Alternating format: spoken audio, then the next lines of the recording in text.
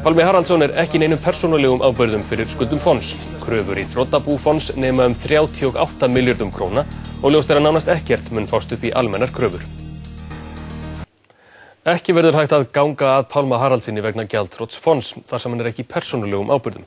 Kröfur í þrotabú félagsins nema 38 milljörðum króna og ljóst að stór hluti tapast. Pálmi segist geta gert grein fyrir því hvað varð 2,5 milljarðs króna ógreitt lán frá Glitni. Fréttastofa sagði frá því í gær að 2500 milljónir króna sem Pálmi Haraldsson fékk lánaðar hjá Glitni fyrir hrun virðist gufaðar upp í flókinni viðskiptafléttu. Lögmaður Pálma hefur hótað fréttamanni málsókn verði fréttin ekki dregin til baka og beðist afsökunar. Pálmi segir að féð hafi verið notað til að greiða lán Fonds hjá Landsbankanum og kaupa á sjóðsbréfum Glitnis og hefur látið fréttastofu í té færslunúmer þessu til sönnunar. Ómögulegt hins vegar út frá þeim að staðfesta orð Pálma.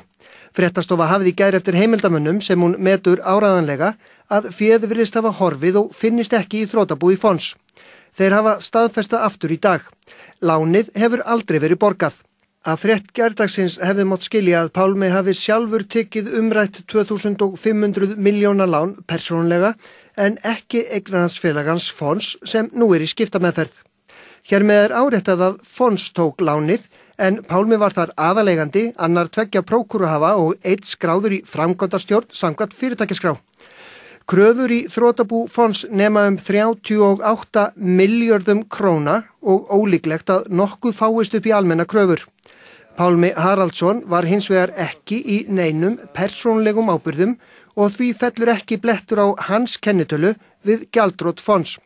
Hann á enn miklar eignir víða lönd í gegnum önnur félög sín. Fyrirtækjaveldi Pálma virðist hafa fengið góða fyrirgreiðslu hjá Glitni fyrir hrun. Fréttastofa hefur undir höndum gögnum 4 lán sem tekin voru frá því í desember 2007 fram á mitt ár 2008. Samanlögð upphæð þeirra nemur 22 milljörðum króna. Þrotabú Glitnis gerir tæplega 24 milljarða króna kröfu í þrotabú Fonds og fyrir séð að það muni taka milljarða skell.